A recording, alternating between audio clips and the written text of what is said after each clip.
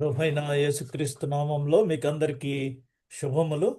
మరి ఒక దినము మనం ఈ విధంగా కలుసుకొని దేవుని సన్నిధిలో కొంతసేపు గడపటానికి దేవుడు మనకు అందరికీ అనుగ్రహించిన కృపను బట్టి దేవునికి మరొకసారి స్తుతులు వందనములు చెల్లించున్నాను. సకాలమునకు మీరందరూ జాయిన్ అయినందుకు ప్రభు నామంలో మిమ్మల్ని అందరినీ అభినందించుతున్నాను. ఈ దినము మరి త్రిత్వములోని 16వ ఆదివారం తర్వాత వచ్చిన సోమవారము.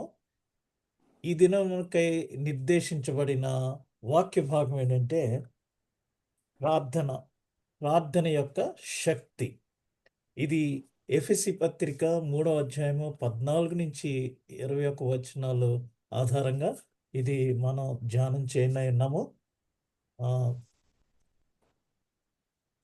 దానికి గాను యాక్చువల్గా ఆంధ్ర క్రైస్తవ కీర్తనలో మరి ఇమ్మానుయేలు రక్తము ఇంపైన యూటాకు అనే కీర్తన మరి పెడదాం అనుకున్నాను. చాలాసేపు అయింది కాబట్టి ఇది మనం స్కిప్ చేసి మన ధ్యానంలోనికి వెళ్దాం. ప్రార్థన యొక్క శక్తి, ద పవర్ ఆఫ్ ప్రేయర్. ప్రతి క్రైస్తవులకి మనకి ప్రార్థన యొక్క శక్తి తెలుసు, ఎంతో కొంత రుచి చూచుంటారు. ఇక్కడ ఎఫెసీ పత్రిక 3వ అధ్యాయము 14-21 వచనాలు మనం చూస్తే, ఈ హేతువ చేత పరలోకమందును భూమి మీదను ఉన్న ప్రతి కుటుంబము ఏ తండ్రిని బట్టి కుటుంబం అని పిలుచుచున్నదో ఆ తండ్రి ఎదుట నేను మోకాళ్ళుని, నీల్ డౌన్. ఎప్పుడైతే మనము మోకాళ్ళుని ప్రార్థన చేస్తామో సాతాను తట్టుకోలేక అక్కడి నుంచి వెంటనే ఎగ్జిట్ అయిపోద్ది, పారిపోద్ది. కాబట్టి ఇక్కడ మరి పౌలు గారు మోకాళ్ళుని ప్రార్థన చేస్తున్నారు. ఎవరికంటే తండ్రి ఎదుట. అందరు ఏ తండ్రిని బట్టి కుటుంబం అని పిలువబడుచున్నదో, మనమందరము ఒక సార్వత్రిక కుటుంబము. మనందరికీ తండ్రి ఒక్కడే. మరి ఆ తండ్రి పరలోకమందున్న తండ్రి. అందుకనే మనం ప్రార్థన చేసేటప్పుడు పరలోకమందున్న మా తండ్రి అని చెప్తున్నాం. ఇక్కడ 15వ వచనంలో, మీరు అంతరంగ పురుషుని యందు శక్తి కలిగి ఆయన ఆత్మ వలన బలపరచబడినట్లుగా. మనం ప్రార్థన చేయటం వల్ల ఆ శక్తి పొంది ఆత్మలో బలపరచబడినట్లు క్రీస్తు మీ హృదయములలో విశ్వాసము ద్వారా నివసించున్నట్లు తన మహిమైశ్వర్యము చొప్పున మీకు దయచేయవలననియు, మీరు దేవుని సంపూర్ణతయందు పూర్ణులగునట్లుగా ప్రేమయందు పారి స్థిరపడి సమస్త పరిశుద్ధులతో కూడా దాని వెడల్పు, పొడుగు, లోతు, ఎత్తు ఎంతో గ్రహించుటకును, జ్ఞానమునకు మించిన క్రీస్తు ప్రేమను తెలుసుకొనుటకును తగిన శక్తి కలవారు కావాలననియు ప్రార్థించుచున్నాను. సో పౌలు గారు ఎన్ని అంశాల గురించి ప్రార్థించుచున్నారో, ఆ ప్రార్థన వల్ల మనకి ఎటువంటి శక్తి కావాలని ఆయన ప్రార్థిస్తున్నారో, ఆత్మీయంగా మనం బలపడాలి. దేవుని ప్రేమను మనం మరి వేరు పారి స్థిరపడి విశ్వాసం నందు మనము స్ట్రాంగ్గా ఉండాలని ఆయన మహిమైశ్వర్యం చొప్పునిది దయచేయచ్చు. మనలో కార్యసాధకమైన తన శక్తి చొప్పున మనము అడుగు వాటి కంటెను, ఊహించు వాటన్నిటి కంటెను అత్యధికముగా చేయ శక్తి గల దేవునికి క్రీస్తు యేసు మూలముగా సంఘములో తరతరములు సదాకాలము మహిమ కలుగును గాక. ఆమెన్. ఇది మరి పౌలు గారు అనేకమైన సంఘాలు ప్రారంభించి, తన 3 మిషనరీ ప్రయాణాల్లో సంఘాలు ప్రారంభించి, ఈ ఎఫెస్సు పట్టణంలో ఆయన సుమారుగా 3.5 సంవత్సరాలు పనిచేసి ఒక వేదాంత విద్యాలయాన్నే ఆయన ప్రారంభించి, అక్కడ అర్తమీ దేవి దేవాలయం ఉండటం వల్ల అనేక మంది ప్రపంచంలో అనేక చోట్ల నుంచి ఆ దేవతను పూజించటానికి, ఎందుకంటే వారు ఏమనుకుంటే అవి జరుగుతాయని అక్కడికి వచ్చి, అది అప్పట్లో one of the 7 world wonders అన్నమాట. ప్రపంచ వింతల్లో అదొక వింత. ఆ రోజుల్లో. తర్వాత మారినవి. అక్కడికి వచ్చిన వారందరూ ఆ కాంస్య విగ్రహాలు అయన్నీ కొనుక్కోవటం వల్ల చాలా వ్యాపారంలో అడ్వాన్స్‌డ్ అన్నమాట ఈ ఎఫెసు పట్టణం. అక్కడ పౌలు గారు మరి ఉండి పరిచయం చేయటం వల్ల అక్కడ కాంస్య విగ్రహాలు తయారు చేసే వారికిని, కంసాలి వాళ్ళకిని, ఈయనకి చాలా ప్రాబ్లమ్ వచ్చి అప్పుడు ఈయన అక్కడి నుంచి విడిచి మరి వెళ్ళారు. ఎక్కడికంటే మాసిదోనియాకి వెళ్ళారు. అటువంటి సమయంలో మరి మరలా ఆయన ఇక్కడ ఏం జరుగుతుంది అని ఎఫెసు పట్టణంలోను, కొరింథీ పట్టణంలోను సంఘాలు ఎలా ఉన్నాయని ఎప్పటికప్పుడు ఎంక్వైరీ చేస్తూ ఆ సంఘాలను ఉద్దేశించి ముఖ్యంగా ఎఫ్ఎస్సీల కొరకు ఎంతో భారము కలిగి మోకాళ్ళ మీదుండి ఆయన ప్రార్థన చేస్తూ తండ్రికి మనకి ఉదహరించిన హెచ్చరికలు గాని లేతే వివరాలు అన్నమాట ఇవి. ఎంత తండ్రి యొక్క ప్రేమను ఏ విధంగా మనం అర్థం చేసుకోవాలో ఆ ప్రేమ అనే ఆ ఫౌండేషన్ మీద మనము ఏ విధంగా ఉండాలి. అందుకనే ప్రకటన గ్రంథంలో ఎఫెసు సంఘానికి దూత ఒకటి చెప్తది. నీకు ఒకటి కొదువుగా ఉన్నదని అది ఏమిటంటే నీకు ఆదిలో ఉన్న ఆ ప్రేమ లేదు. అది ఉంటేనే గాని అది నువ్వు తిరిగి పొందుకుంటేనే గాని లేదంటే నీ దీపస్తంభం ఆరిపోతుంది. తీసివేస్తానని దూత హెచ్చరించడం మనం అక్కడ గమనించవచ్చు. ఇక్కడ మరి పౌలు గారు చేసిన ఈ ప్రార్థనలో ముఖ్యాంశాలను ఆధారంగా చేసుకొని పాత నిబంధన గ్రంథంలో ఉన్న మరి దేవుడు ఏ విధంగా ప్రార్థనలో ఉన్నప్పుడు వారికి ఎటువంటి శక్తి ఇచ్చాడో ఇవన్నీ మనము ధ్యానం చేయాలని ఈ దినం నేను ఆశించుచున్నాను. ముఖ్యంగా బైబిల్‌లో మోకాళ్ళు ఊని ప్రార్థన చేసిన కొంతమందిని మనం ఇక్కడ గమనిస్తే మోకాళ్ళ మీద ఉండి ప్రార్థించిన వారు సొలొమోను మహారాజు మరి మొదటి రాజుల గ్రంథంలో ప్రార్థించాడు. ఏలియా మొదటి రాజుల గ్రంథంలో ప్రార్థించాడు. అంటే మీరు ఈ రిఫరెన్సెస్ మీరు తర్వాత మరి చూడవచ్చు. ఎందుకంటే నేనిక్కడ వీటిని వివరించట్లేదు. అలాగే దానియేలు తనకు మరి ఆ యొక్క చెరలో ఉండి మోకాళ్ళూని ప్రార్థించాడు.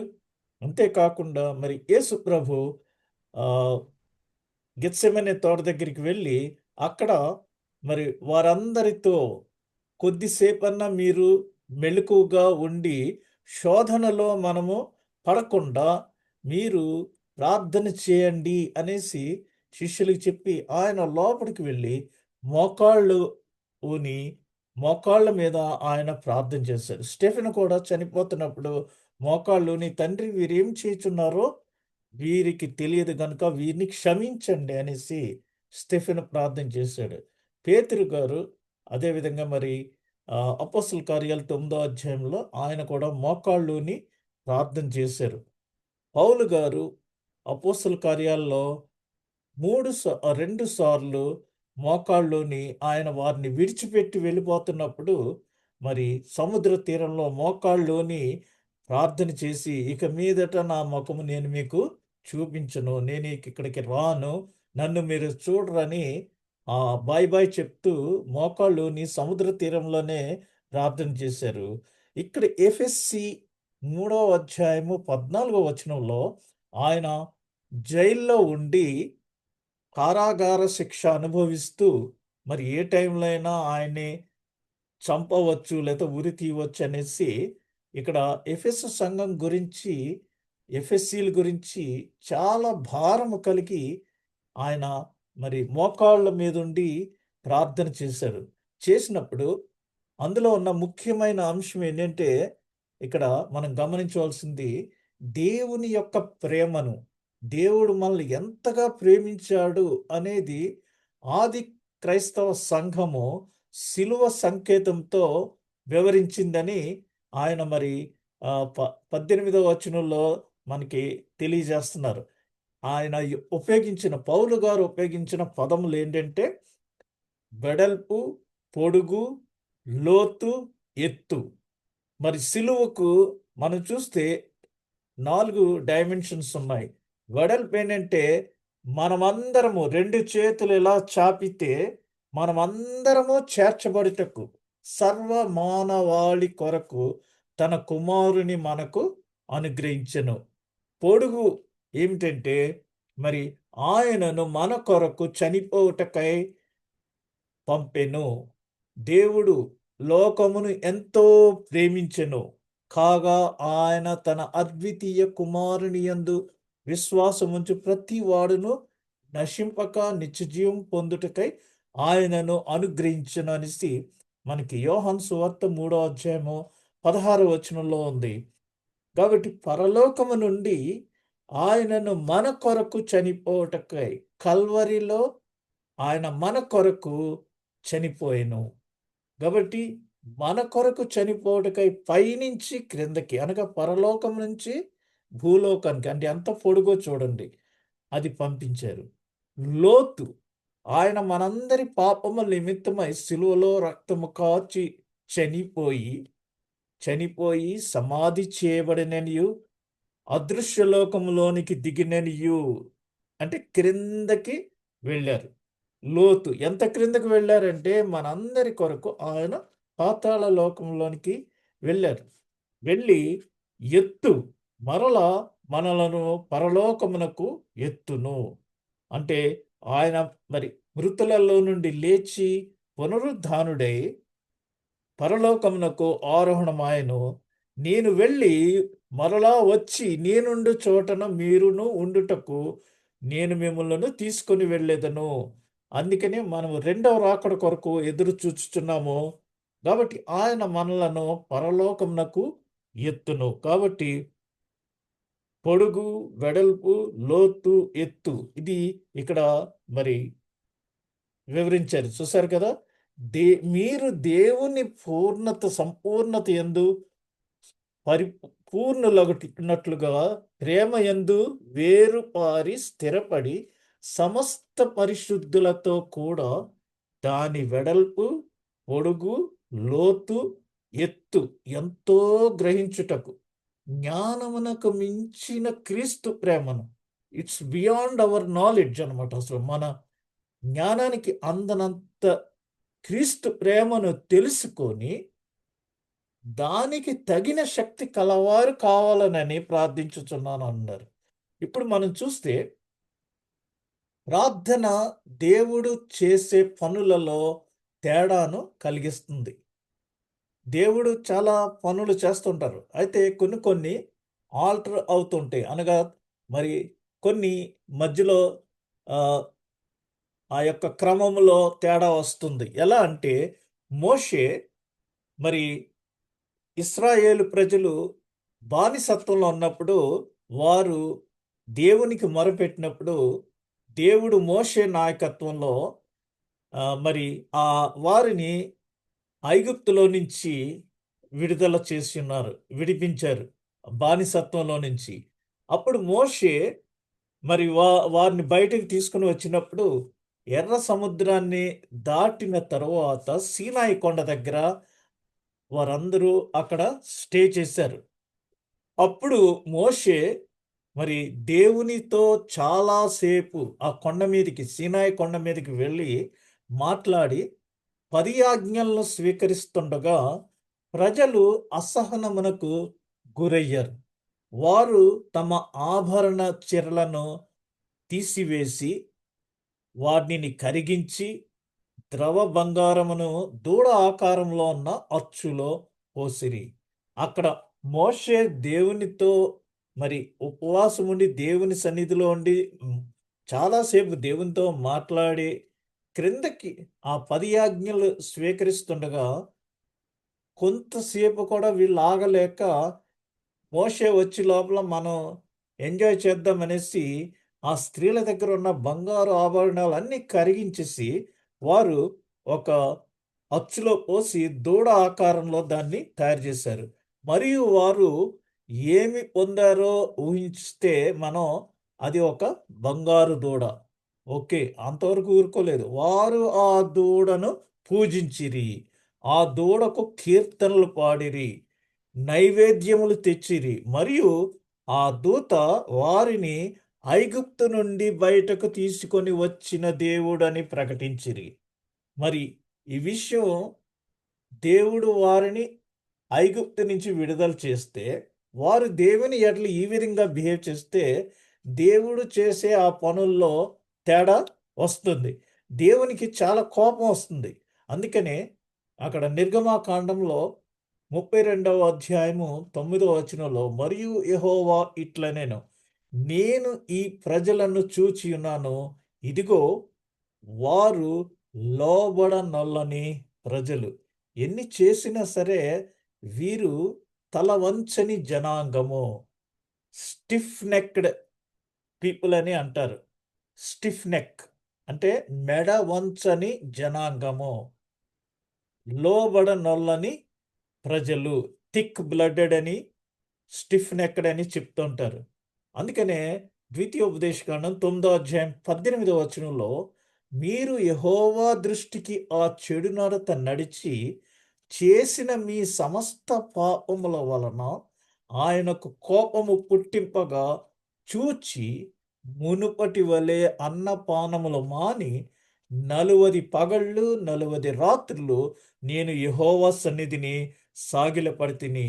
ఏలయనగా మిమ్ము నశింప చేయవలనని కోపపడిన యెహోవా కోపోద్రేకమును చూచి భయపడితిని. ఆ కాలమందును యెహోవా నా మనవి ఆలకించెను. వాళ్ళనందరినీ నేను నాశనం చేసేస్తాను అని చెప్పినప్పుడు మోషే మరలా 40 దివారాత్రులు ఆయన సన్నిధిలో సాగిలపడి ఆయనను బ్రతిమాలుకుంటే అప్పుడు మరలా మరి యెహోవా మోషే మాట ఆలకించారు. అనగా 40 దివారాత్రులు మోషే చేసిన ఆ యొక్క సన్నిధిలో సాగిలపడి ఆయన ప్రార్థన చేసిన దానికి దేవుడు మరలా మోషే యొక్క మనవిని ఆలకించి ఇశ్రాయేలు ప్రజల్ని క్షమించి ఉన్నాడు. అంతట యెహోవా తన ప్రజలకు చేసేదనని చెప్పిన కీడును గూర్చి సంతాపపడెను. వెనక్కి తీసుకున్నట్టు అన్నమాట. తర్వాత ఏమైందంటే మరి ఒక సంఘటన. తర్వాత హిజ్కియా రాజు ఉన్నాడు. హిజ్కియా చనిపోతున్నాడు కాబట్టి తన ఇంటిని చక్కబెట్టుకొనమని దేవుడు యెషయా ప్రవక్త ద్వారా హిజ్కియాకు చెప్పెను. ఎప్పుడు కూడా ప్రవక్తలు అనేవారు ఏంటంటే దేవుడు, ప్రవక్తలంటే ఎవరంటే ప్రవక్తలు దేవుని దగ్గర నుంచి వర్తమానం తీసుకుని దేవుడు ఏమైతే వారి ద్వారా చెప్పమని చెప్తారో అది ప్రజలకు, రాజులకు ఆ మెసేజ్ ఇచ్చే వాళ్ళని ప్రవక్తలు అంటారు. ప్రవచిస్తారు లేకపోతే చెప్తారు అని. సో ఇక్కడ యెషయా ప్రవక్త ద్వారా హిజ్కియాకి దేవుడు వర్తమానం పంపాడు. అప్పుడు వెంటనే హిజ్కియా హృదయపూర్వకంగా ప్రార్థించాడు. మరియు యెషయా రాజభవనం ప్రాంగణము నుండి బయటకు రాకముందే దేవుడు అతనిని తిరిగి వెళ్ళి రాజుతో, అనగా ఈ విషయం చెప్పాడు. అక్కడి నుంచి ఇంకా తిరిగి వెళ్ళక మునిపే మరి హిజ్కియా చేసిన ప్రార్థనకు దేవుడు ఏం చెప్పాడంటే, నీవు తిరిగి నా ప్రజలకు అధిపతి అయిన హిజ్కియా యొద్దకు పోయి అతనితో ఇట్లనుము, నీ పితరుడైన దావీదునకు దేవుడగు యెహోవా నీకు సెలవిచ్చినదేమనగా, నీ కన్నీళ్లు విడిచుట నేను చూచితిని. నీవు కన్నీళ్లు విడిచి, ఇక్కడ హిజ్కియా హృదయపూర్వకంగా ప్రార్థించెను కాబట్టి నీ కన్నీళ్లు విడుచుట నీవు నే చూచితిని. నీ ప్రార్థన నేను అంగీకరించి ఉన్నాను. నేను నిన్ను బాగు చేసేదను. 3వ దినమున నీవు యెహోవా మందిరమునకు ఎక్కిపోవుదవు అని చెప్పి ఇంకా 15 సంవత్సరములు ఆయుష్యము నీకు ఇచ్చెదను. మరియు నా నిమిత్తమును నా సేవకుడైన దావీదు నిమిత్తమును ఈ పట్టణమును నేను కాపాడుచు నిన్నును ఈ పట్టణమును అష్షూరు రాజు చేతిలో పడకుండా నేను విడిపించెదను అనేసి మరలా యెషయా ద్వారా హిజ్కియాకు ఈ వర్తమానము తెలియజేసి ఉన్నాడు. 15 సంవత్సరములు 15 సంవత్సరములు ఆయుష్యము నీకు ఇచ్చేదనని యెహోవా వర్తమానం పంపించారు. ఈ రోజుల్లో సంఘాల్లో మరి సంఘ పరిచర్యల్లో వారి యొక్క టెన్యూర్ అనగా 2 సంవత్సరములు లేక 3 సంవత్సరములు అయిపోతుంటే వారు మిగిలిన వాటి గురించి ఆలోచించట్లేదు. మేమింకనూ కొంతకాలము ఇందులో కొనసాగుటకు ఎక్స్‌టెన్షన్ దయచేయమని మనుష్యుల చుట్టూ తిరుగుతున్నారు. ఇక్కడ హిజ్కియా తన యొక్క ఆయుష్ గురించి దేవుని సన్నిధిలో ప్రార్థించాడు. మరి దేవుడు మరలా ఆయనకు 15 సంవత్సరాలు ఆయుష్‌ను అనుగ్రహించి ఉన్నాడు. ఇక్కడ ఇర్మియాలో మరి 18వ అధ్యాయం 7వ వచనంలో దానిని పెళ్ళగింతును విరుగగొట్టుదును అనేసి నశింపచేయుదును. ఏదో ఒక జనమును గూర్చి రాజ్యమును గూర్చి గాని నేను చెప్పి ఉండగా ఏ జనమును గూర్చి నేను చెప్పితునో ఆ జనము చెడుతనము చేయట మానిన ఎడల నేను వారికి ఉద్దేశించిన కీడును కూర్చి సంతాపపడదును అనేసి ఇక్కడ మరలా ఇర్మియాకి సంబంధించిన ఈ విషయాలు చెప్పాడు. అంటే కొన్నిసార్లు దేవుడు తన మనస్సును మరి మార్చుకోడని అంటారు. కానీ ఇక్కడ దేవుడు ఏంటంటే వారు చెడుతనము మానిన ఎడల నేను నా యొక్క మనస్సును మార్చుకుంటాను లేదా సంతాపపడతాను అనేసి చెప్తున్నారు. అందుకనే 2వ దినవృత్తాంతాలు 7వ అధ్యాయం 14వ వచనంలో ఇకనైనను మీరు మీ యొక్క దుర్మార్గముల నుండి మళ్ళుకొని నా తట్టు తిరిగిన ఎడల ఆకాశపు వాకిండ్లను విప్పి మీ మిమ్మును మీ దేశమును నేను మరి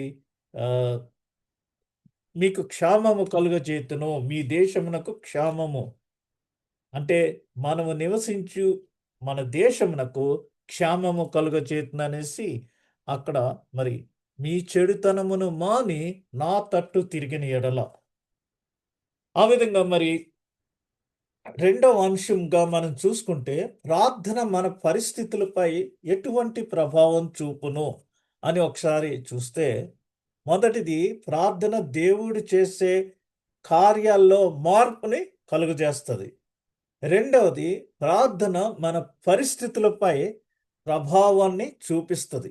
ఏ విధంగా చూపిస్తుందంటే ఆదికాండము 18వ అధ్యాయము 14వ వచనంలో యెహోవాకు అసాధ్యమైనది ఏదైనా ఉన్నదా? మీదటికి ఈ కాలమున నిర్ణయ కాలమందు నీ యొద్దకు తిరిగి వచ్చెదను. అప్పుడు షారాకు కుమారుడు కలుగుననెను. మరి అబ్రహాము దేవుని నమ్మను అది అతనికి నీతిగా ఎంచబడెను. దేవుడు అబ్రహాముతో స్నేహం చేశారు. అబ్రహామును ఒక స్నేహితుడిగా చూశాడు.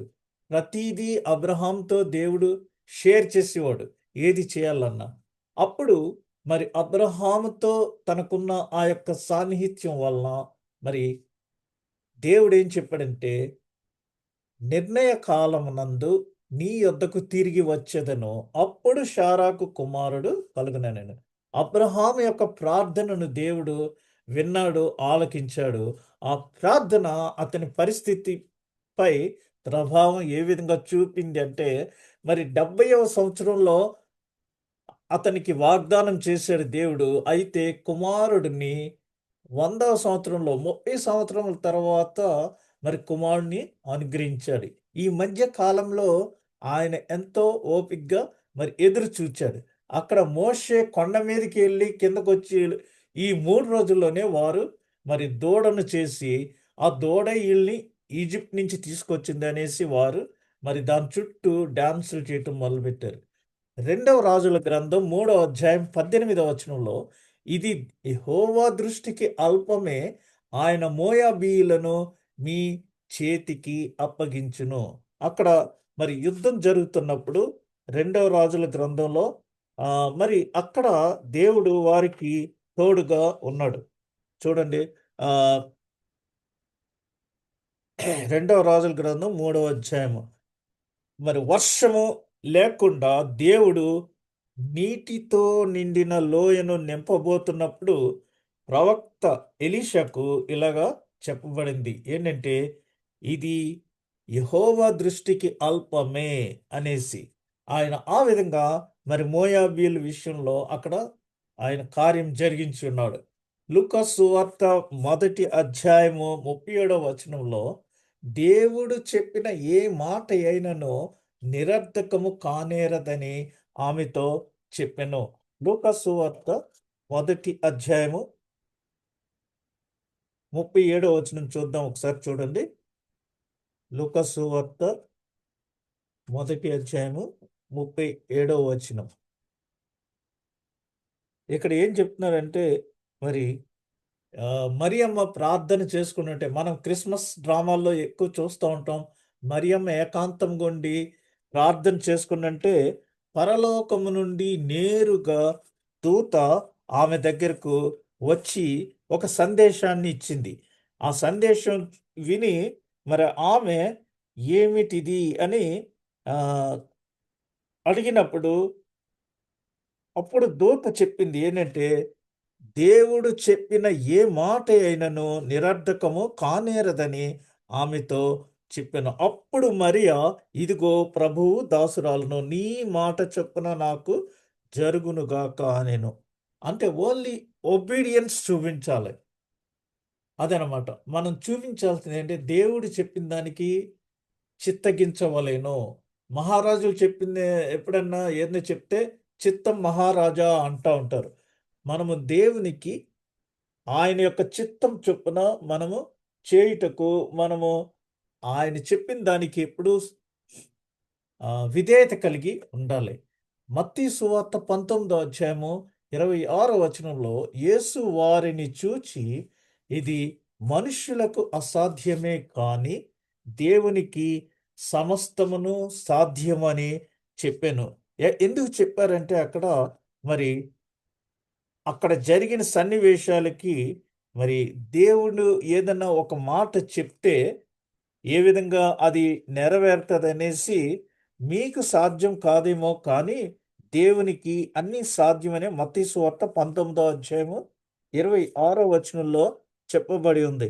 ఇక్కడ ఏంటంటే ధనవంతుడి గురించి ఇవన్నీ చెప్తూ, ఇది కాక ధనవంతుడు పరలోక రాజ్యంలో ప్రవేశించడం కంటే సూది బెజ్జంలో ఒంటె దూరుట సులభమని చెప్పి ఇవన్నీ చెప్పి యేసు వారిని చూచి, ఇది మనుష్యులకు అసాధ్యమే కానీ దేవునికి సమస్తమును సాధ్యమని చెప్పాను.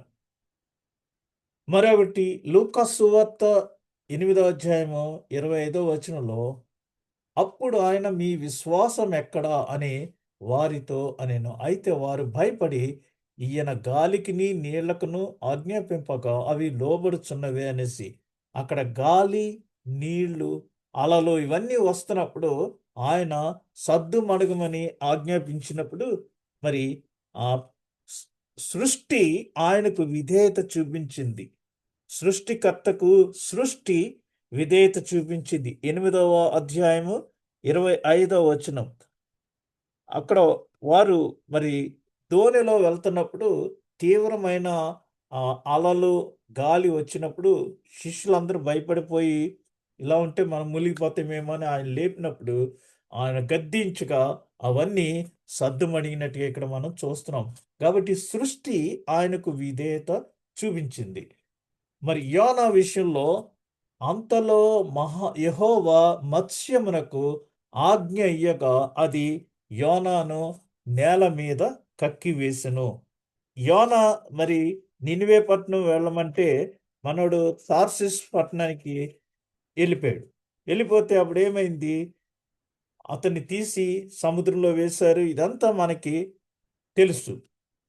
అప్పుడు యోనాను ఓడలో పడవేసినప్పుడు దేవుడు అతన్ని మింగటానికి ఒక గొప్ప చేపను అందించాడనేసి బైబిల్లో మనం చదువుతున్నాము. ఆ చేపకు విధేయత తప్పితే మరి వేరే మార్గం ఏమీ లేదు. మరి 3 రాత్రులు 3 పగళ్ళు యోనా ఆ చేప కడుపులో ఉన్నాడు. అతడు బయటికి పడటానికి అన్ని రకాలుగా ప్రయత్నించాడని మనం గమనించవచ్చు. కానీ హీ కెనాట్, ఏమీ ఫలించలేదు. చివరికి అతడు మరి నేను విపత్తులో ఉన్నాను, సంక్షోభంలో ఉన్నాను అని గ్రహించి అప్పుడు ప్రార్థన ప్రారంభించాడు. ఎప్పుడు ప్రారంభించాడు? నేను ఇంకా ఐఎమ్ ఔట్ ఆఫ్ కండిషన్. అని తెలుసుకుని అప్పుడు దేవుని సన్నిధికి వచ్చి దేవుని ప్రార్థించాడు.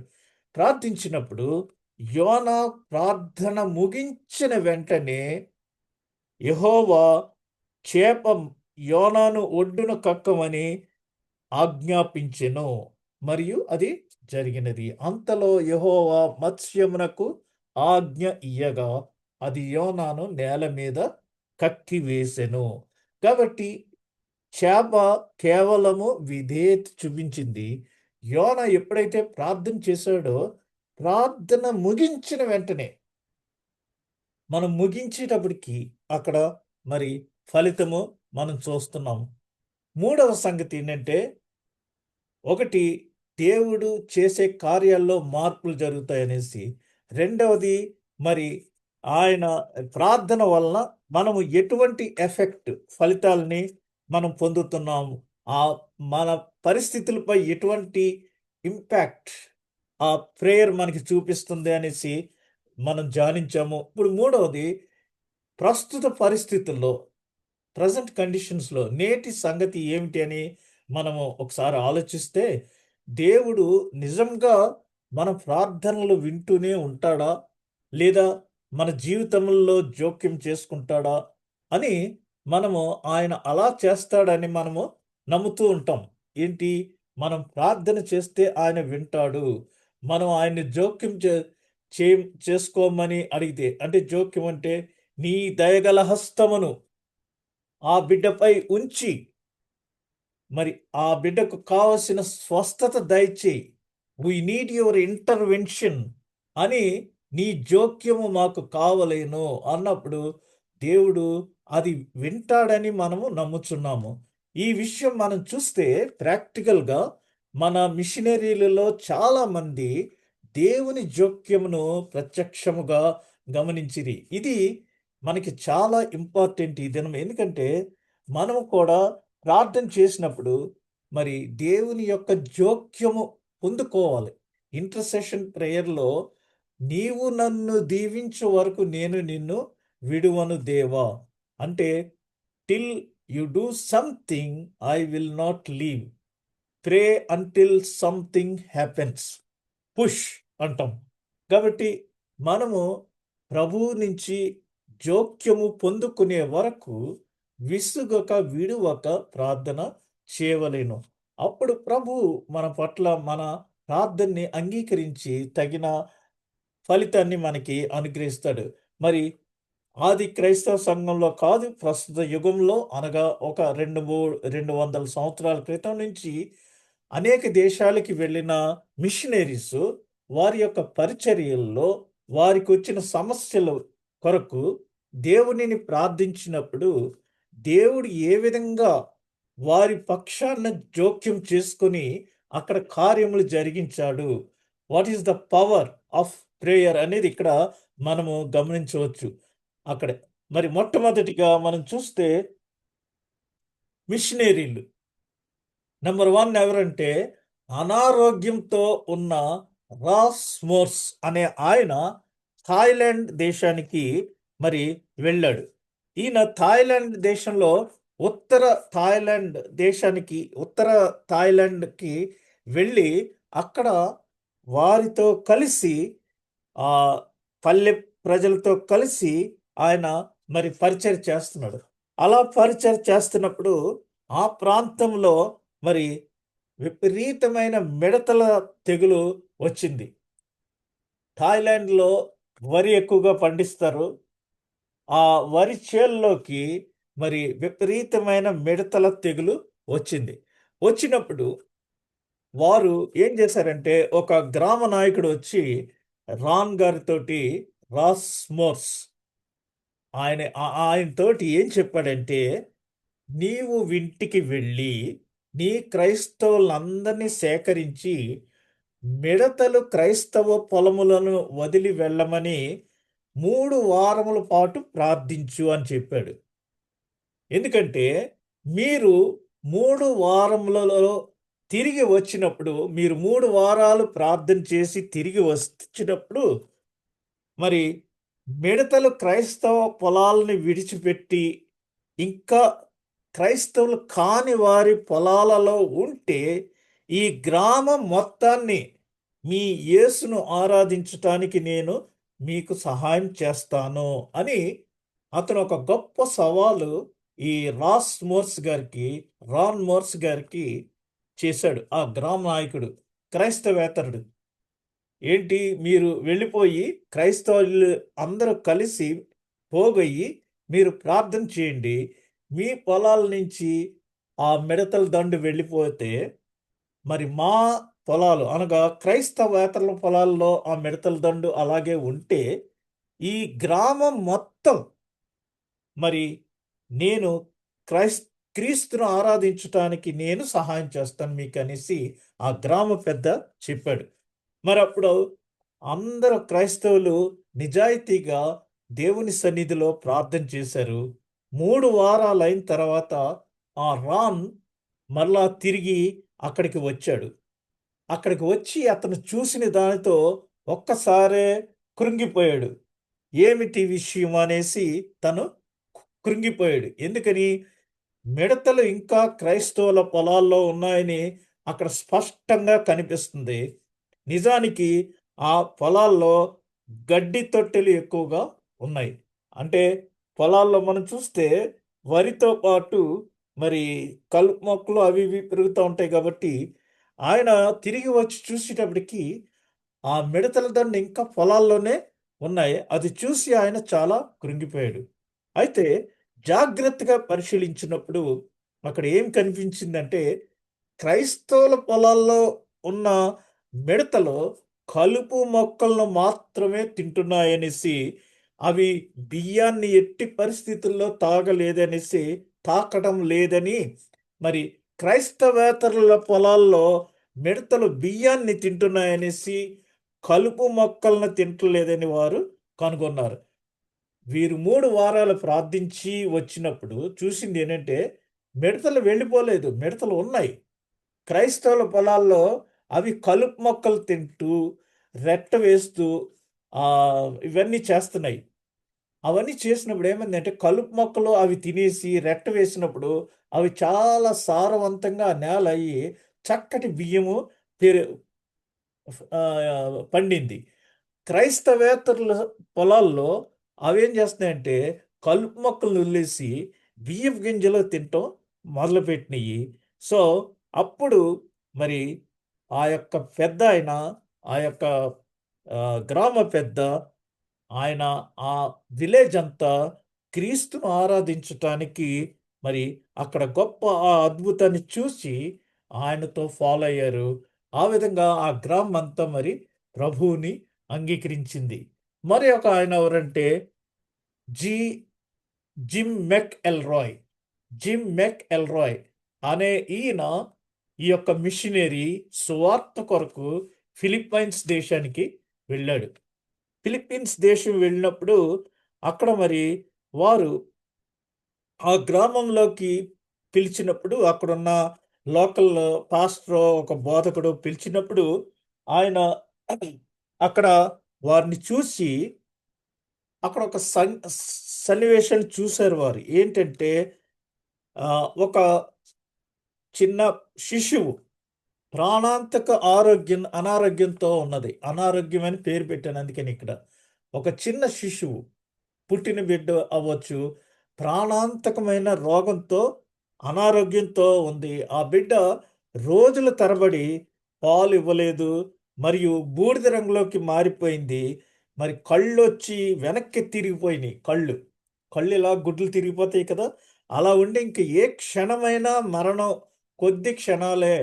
ఐఎమ్ స్ I'm few feet away from grave అంటారు చూసారా కొంతమంది. అంటే నేను సమాధికి అతి చేరువలో ఉన్నాను అని చెప్తారు. ఆ విధంగా ఈ బిడ్డ ఏ టైంలో అయినా మరణించే పరిస్థితిలో ఉన్నది. అప్పుడు ఆహ్, మరి ఆ జిమ్ జ జిమ్ మెక్ ఎల్రాయ్ అనే ఆయనను ఫిలిప్పీన్స్ బోధకుడు వైపు తిరిగి ఆయన ఏం చెప్తున్నాడంటే, మేము వైద్య కారణాల కోసం ఇక్కడికి రాలేదు. క్రీస్తు పరిచర్య చేయటానికి వచ్చాను. మరి నా దగ్గర నేను ఏ విధమైన మందు తీసుకురాలేదు. ఏ విధమైన మందు తెచ్చానో మీకు తెలుసా? మీరేమైనా చూసారా? అన్నప్పుడు అప్పుడు అతను మరి నేను ఫిలిప్పీన్స్ బోధకుడు ఏమన్నాడంటే, లేదు నేను చూడలేదు. మనందరం కలిసి ప్రార్థన చేద్దాము అనేసి చెప్పినప్పుడు వారందరూ కలిసి ప్రార్థన చేశారు. ఆ ప్రార్థన వారు దేవుని జోక్యం కోసం తీవ్రంగా వారందరూ అక్కడున్న బోధకుడు జిమ్ మెక్ ఎల్రాయ్ అనే ఆయన వీరందరూ కలిసి ప్రార్థన చేస్తుండగా ఆ శిశువు పైకి లేచి మరి ప్రార్థన చేస్తున్న వారిలో ఒకరిని తాకింది. వెంటనే వారు ప్రార్థన ముగించే ముందు ఆ శిశువు తల్లి రొమ్ము వైపుకి కదిలి పాలు తాగటం ప్రారంభించింది. కాబట్టి వారు ప్రార్థన చేస్తుండగానే ఇమ్మీడియట్‌గా అక్కడ యోనా ప్రార్థన ముగించే సమయానికి చేప ఒడ్డున అతనిని కక్కింది. ఇక్కడ వీరు సువార్త పరిచర్య చేయటానికి వచ్చారు. అయితే ఆ శిశువు అనారోగ్యంగా ఉండటం వల్ల ఆమె ఆ బిడ్డ కోసం ప్రార్థన చేశారు. ఆ బిడ్డ కోసం ప్రార్థన చేయగానే మరి ప్రార్థన చేస్తున్నప్పుడు దేవుడు ఆ బిడ్డను ముట్టాడు. వెంటనే ఆ ప్రార్థన చేస్తున్న వారిలో ఒకరిని ఆ బిడ్డ వచ్చి పట్టుకుంది. వెంటనే ఆ శిశువు తల్లి రొమ్ము పాలు త్రాగటం మొదలుపెట్టింది. ఆ తర్వాత మరి ఆహ్, కొద్ది దినాలకి ఈస్టర్ ఆదివారం. ఆ ఈస్టర్ ఆదివారం రోజున మరి జిమ్ మెక్ ఎల్రాయ్ అనే ఆయన ఆ గ్రామంలో వేరే చోట బహిరంగ సభలో మరి ప్రకటిస్తున్నప్పుడు, మాట్లాడుతున్నప్పుడు ఒక స్త్రీ ఒక బిడ్డను మోసుకొస్తూ మరి ఒ కొండ అంచున ఉన్నట్టుగా ఆయన చూచాడు. ఆమె వెనుక 20 మందికి పైగా పెద్దలు ఉన్నారు. ఆయన ఈస్టర్ రోజున ఒక చోట బహిరంగంగా మాట్లాడుతున్నప్పుడు ఒక స్త్రీ, ఒక బిడ్డ కొండ అంచున నడుస్తూ వస్తున్నారు. వారి వెనుకాల 20 మందికి పైగా పెద్దలు ఉన్నారు. అప్పుడు వారు దగ్గరికి వచ్చేసరికి జిమ్ ఆ బోధకుడు మరి తల్లిని, శిశువుని గుర్తించాడు. వారిద్దరు ఎవరంటే వారు మరి ము ప్రార్థన చేసినప్పుడు అద్భుత రీతిగా బాగుపడిన శిశువు మరి ఆరోగ్యంగా వచ్చింది అక్కడికి. తల్లి, బిడ్డ క్షేమంగా ఉన్నారు. అక్కడ ఉన్న 20 మంది పెద్దలు వారితో పాటు వచ్చి మరి క్రీస్తును అంగీకరించి బాప్తిస్మం తీసుకోవటానికి అక్కడికి వచ్చారు. మేము శక్తివంతమైన మరియు అద్భుతమైన దేవునిని సేవిస్తాము అని చెప్పి వారు మరి బాప్తిస్ము మేము తీసుకుంటామనేసి అక్కడ కోరారు. కాబట్టి మనము చేయు పరిచర్య ఎటువంటి ఫలితాన్ని, ఎటువంటి ప్రభావాన్ని, what type of effect, impact అక్కడ ఇస్తదనేది ఇక్కడ మనం గమనించవచ్చు. ఈ నేటి సంగతులు ఇవన్నీని. మరొక మిషనరీ ఎడ్వర్డ్ పెర్రోనెట్ అనే ఆయన 1779వ సంవత్సరంలో భారతదేశంలో మధ్యప్రదేశ్ ప్రాంతంలో సువార్త ప్రకటించటానికి ఆయన నిర్ణయించుకుని వచ్చాడు. ఎందుకంటే ఆ రోజుల్లో అమెరికా దేశంలోనూ, ఇంగ్లాండ్ దేశంలోనూ ముఖ్యంగా ఆదివారం ప్రార్థన అయిపోయిన తర్వాత స్ చర్చ్‌లో అనౌన్స్ చేసేవారు. పలానా దేశంలో, పలానా ప్రాంతంలో సువార్త ప్రకటించటం అవసరము. ఎవరైనా ఆసక్తి కలవారు మరి వారు వెళ్ళాల్సొస్తే వారిని మేము పంపిస్తాము అని చెప్పినప్పుడు, ఈ ఎడ్వర్డ్ పెర్రోనాట్ అనే ఆయన మధ్యప్రదేశ్ ప్రాంతానికి సువార్త ప్రకటించటానికి వచ్చారు. ఎందుకంటే ఆ ప్రదేశాన్ని ఆయన ఎంచుకున్నాడు. ఇది దేవుని నడిపింపు. వచ్చినప్పుడు మరి ఆయన ఆ ప్రాంతానికి వెళ్ళాడు. ఆ ప్రాంతానికి వెళ్ళి అక్కడ సేవ చేస్తున్నప్పుడు 3 నామాలు పెట్టుకున్న వ్యక్తులు కొంతమంది ఆయన చూచాడు. వారిని చూచి వీరు చాలా వింతగా ఉన్నారు. వీరికి ఖచ్చితంగా దేవుని సువార్తను ప్రకటించాలి అనేసి ఆయన ఒకరోజు వారి విలేజ్కి మరి బయలుదేరాడు. బయలుదేరినప్పుడు ఏం జరిగిందో ఇప్పుడు మనం జస్ట్ ఒక చిన్న వీడియో క్లిప్ చూద్దాం. చూడండి ఏం జరిగిందో, ఆయన ఏం చేశాడో చూడండి.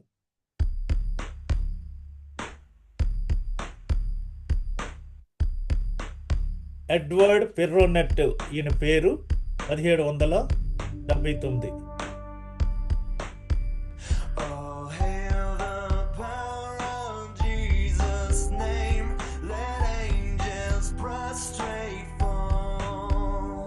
Bring forth the royal diadem and crown him Lord over all.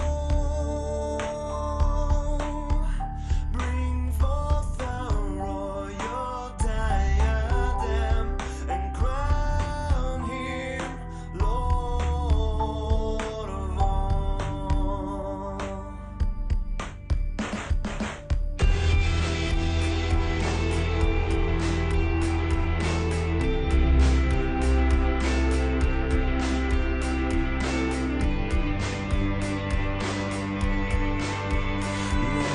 Every kindred, every tribe on this terrestrial ball, to him our majesty ascribe and crown him Lord over all. To him our majesty ascribe and crown him Lord of all.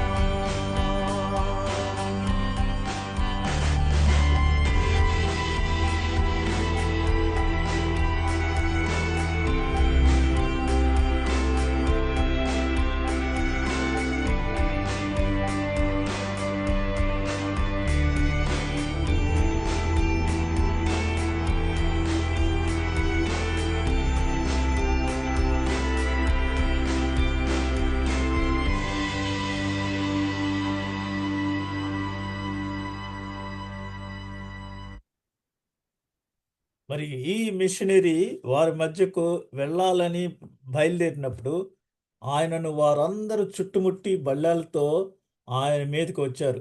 ఈ రోజుల్లో RSS వాళ్ళు ఎలాగొస్తున్నారో అలాగా. యోనా చేప కడుపులో ఉండి నేను చాలా ప్రమాద పరిస్థితిలో ఉన్నానని గమనించి చేప కడుపులో మోకాళ్ళుని మరి చేప కడుపులో ఉండి ప్రార్థన చేశాడు. యోనా ప్రార్థన ముగించేసరికి చేప అతన్ని ఒడ్డున కక్కింది. ఇక్కడ ఈ ఎడ్వర్డ్ పెర్రోనెట్ అనే ఆయన మరి ఆ ప్రాంతానికి వెళ్ళటానికి బయలుదేరినప్పుడు వారందరూ ఆయన్ని చుట్టుముట్టారు. ఆ కొండజాతి వారందరూ బళ్ళాలతో ఆయన్ని చంపేయటానికి. ఆయన అప్పుడు ఏం చేశాడు? ప్రార్థన చేశాడు. ప్రార్థన చేసి ఆయన వైలిన్ విద్వాంసుడు కాబట్టి వైలిన్ తోటి చక్కటి పాట ఒకటి పాడుతున్నాడు. శ్రీ యేసు నామము ఎంతో గొప్పది అనేసి ఆయన చక్కటి పాట ఇది తెలుగులో కూడా ఉంది.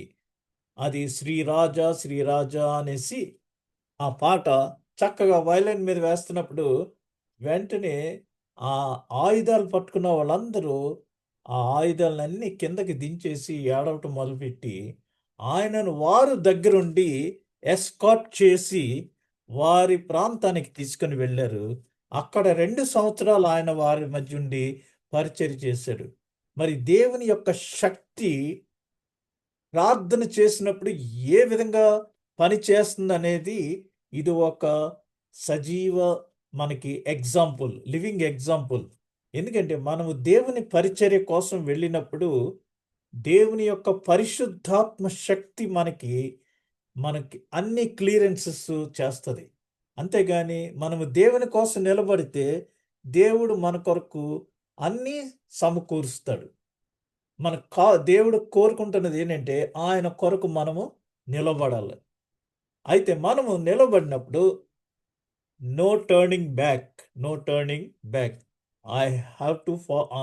I decided to follow Jesus, no turning back, no turning back అని పాడుతున్నాం.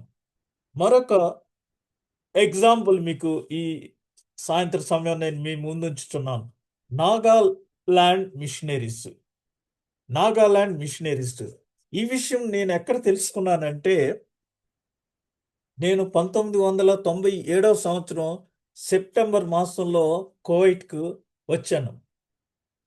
ఆ కువైట్కి రాక మునుపు మరి ఆగస్టు నెలాఖరికి వెళ్ళి నేను బాంబే కాన్సులేట్లో వీసా స్టాంపింగ్ కోసమని వెళ్ళా. వెళ్ళినప్పుడు ఆ బాంబేలో వర్షాలు ఎక్కువైపోయి నా వీసా అక్కడ ఇంకా చేరకపోవటంతో అక్కడ ఒక 10 రోజులు నేను స్ట్రక్ అయిపోయాను. ఆ 10 రోజులు నేను ఒక హోటల్లో, మరి అది అప్పట్లో రష్ ఎక్కువ ఉండటం వల్ల ఒక డార్మెంటరీ కింద పక్క పక్కన బెడ్స్ ఉన్నాయి. అక్కడ 10 రోజులు ఉన్నప్పుడు నా ప్రక్క బెడ్ అతను నాగాలాండ్‌కి సంబంధించిన వ్యక్తి.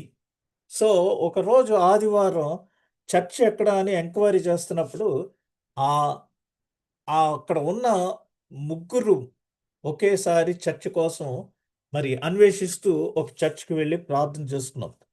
అప్పుడు అతను తర్వాత 2, 3 రోజుల తర్వాత మాటల్లో అతను మరి షిప్పింగ్ కంపెనీలో ఆహ్, షిప్ మీద పనిచేయటానికి జాయిన్ అవ్వటానికి వచ్చాడని, మరొకతనేమో సీమెన్ కింద డ్యూటీ జాయిన్ అవ్వటానికి వచ్చాడని, వారు 9 నెలలు పనిచేసి 3 నెలలు సెలవు తీసుకుంటారు. 3 నెలలు సెలవైన తర్వాత తిరిగి డ్యూటీలో జాయిన్ అవ్వటానికి వచ్చానని వారు చెప్తూ, ఒక నా ఈ నాగాలాండ్ వ్యక్తి ఏం చెప్పాడంటే, ఒకప్పుడు నాగాలాండ్‌లో అసలు బీడు భూమంట. ఏమీ పండేవి కాదట. అసలక్కడ పంటలే ఏమీ లేవంట. అప్పుడు నాగాలాండ్‌లో సువార్త పరిచర్య చేయటానికి కొంతమంది మిషనరీస్ వెళ్లారు. మరి వారు ఎంతో కష్టపడి ఆ కొండల్లో వారికి సువార్తను అందించటానికి వెళ్లారు. వెళ్ళినప్పుడు అక్కడ ఏమీ పండకపోతే ఆ సువార్తను అంగీకరించిన ఆ ప్రజలు వీరంతా కలిసి దేవుని సన్నిధిలో వారు ఏం చేశారంటే ఒక వారం రోజులు మరి ఉపవాసం ఉండి అందరూ ఒక సమాజంగా పాళెంలో బయట ఉండి ప్రార్థన చేశారు. ఏమనంటే డైరెక్ట్ ఫైట్, దేవునితో వారు పోరాడారు. వారు ఏం చెప్పారంటే వారందరూ, నీవు గనక మమ్మల్ని దీవిస్తే, మా నాగాలాండ్ ప్రాంతాన్ని సస్యశ్యామలం చేస్తే, ఆ నాగాలాండ్ ప్రాంతంలో అప్పట్లో వర్షాలేమీ లేవు. ఒక ఎడారి కింద అంటే ఒక బీడు భూమి కింద ఉంది. కాబట్టి మాకు ఈ నాగాలాండ్ ఈ ప్రాంతమంతా నీవు వర్షంతో నింపితే, నీ కొరకు మేము ప్రతి కుటుంబం నుంచి ఒక వ్యక్తిని నీ కొరకు మేము సమర్పించుకుంటాము. అతడు ప్రపంచంలో ఎక్కడికి వెళ్లి సేవ చేసినా అతనికయ్యే ఖర్చు మిగిలిన కుటుంబ సభ్యులు మేము పోషిస్తాము. అంతే. ఈ రోజుల్లో పాస్టర్ గారులు అందరి దగ్గర దశంభాగం ఇవ్వమండి అని అడిగినట్టు కాకుండా, ఆ వ్యక్తికి అయ్యే ఖర్చు మా కుటుంబము మేము పోషిస్తాము. ప్రతి ఒక్క కుటుంబం నుంచి ఒక వ్యక్తిని మేము నీకు సమర్పించుకుంటాము నీ పరిచర్యకు అని వారు వారం రోజులు ఉపవాసం ఉండి అందరూ బయట ప్రార్థన చేశారు. 7 రోజులు వారు కంటిన్యూస్‌గా ప్రార్థనలు చేసిన తర్వాత 7వ దినాన అద్భుత రీతిగా మరి పరిశుద్ధాత్మ వర్షం రూపంలో వచ్చింది. అప్పటి నుంచి నాగాలాండ్ చాలా చక్కగా, అద్భుతంగా గ్రీన్ ఫెర్టైల్ ల్యాండ్ కింద మారింది. ఈ రోజున మనం చూసుకుంటే ప్రపంచంలో నాగాలాండ్ ప్రజలు ప్రతి చోట ఉన్నారు. ఎందుకంటే వారు అన్ని చోట్లకి మిషనరీలుగా ఆహ్, లేదా పాస్టర్స్‌గా వాళ్ళు వెళ్లారు. చక్కగా పాడతారు, గిటార్ వాయిస్తారు. పాటలు ఎంత స్వీట్‌గా పాడతారంటే వారు మెడ్రాస్‌లో ఉన్న ఆహ్, థియలాజికల్ కాలేజెస్ అన్నిటిలో ఎక్కువ శాతం నాగాలాండ్ ప్రాంతం వాళ్ళొచ్చి చదువుకుంటున్నారు పాస్టర్స్‌గా. తర్వాత వారు ప్రపంచం అన్ని చోట్లకి వెళ్తున్నారు. ఈనాడు మనం చూస్తే ప్రపంచమంతా ఎక్కువగా వెళ్ళింది నాగాలాండ్ వారు మరియు బ్రెజిల్ నుంచి అనేక మంది సువార్థికులు మరి వెళుతున్నారు. ఈవెన్ అన్ని ప్రాంతాలకి వెళ్ళి వారు సువార్తను ప్రకటించుచున్నారు. ఇది దేవునితో వారు ప్రార్థన చేసి దేవుని యొక్క ఇంటర్వెన్షన్‌ని ప్రత్యక్షంగా దేవుని యొక్క మరి ఇంటర్వెన్షన్ వారు పొందుకున్నారు. ఆయన జోక్యాన్ని వారు చవిచూచారు. దేవుడు వారి ప్రార్థనలకు జవాబుగా వర్షాన్ని దయచేశాడు. అప్పటి నుంచి ఇప్పటి వరకు నాగాలాండ్‌కి ఒక ప్రత్యేకత ఏర్పడింది. మరి ఈ విధంగా మనం చూస్తే అంటే దేవుడు ఎల్లప్పుడూ మన ప్రార్థనలకు అవును అని సమాధానం ఇస్తాడని కాదు అన్ని సార్లు. కొన్ని సార్లు మరి మనము అతి పేరాశిగా ఏదన్నా ప్రార్థనలో అడిగితే అలాంటివి దేవుడు ఇచ్చేవాడుగా ఉండడు. ఎందుకంటే ప్రభువు సెలవు లేనిదే మాట ఇచ్చి నెరవేర్చగలవాడెవడు? భూమి కంటే ఆకాశము ఎంత ఉన్నతముగా ఉన్నదో ఆయన యందు భయభక్తులు గలవారి ఎడల ఆయన కృప అంత అధికముగా ఉన్నది. అంతలో మరి యోన మత్స్యమునకు ఆజ్ఞ ఇవ్వగా యెహోవా మత్స్యమునకు ఆజ్ఞ ఇవ్వగా అది యోనాను నేల మీద కక్కివేసెను. అంటే ప్రార్థనలకు ఇమ్మీడియట్‌గా వచ్చిన రెస్పాన్స్ ఇది. అయితే యెషయా గ్రంథంలో ఏం చెప్తున్నారంటే, నా తలంపులు మీ తలంపులు వంటివి కావు. మీ త్రోవలు నా త్రోవల వంటివి కావు. ఇదే యెహోవా వాక్కు.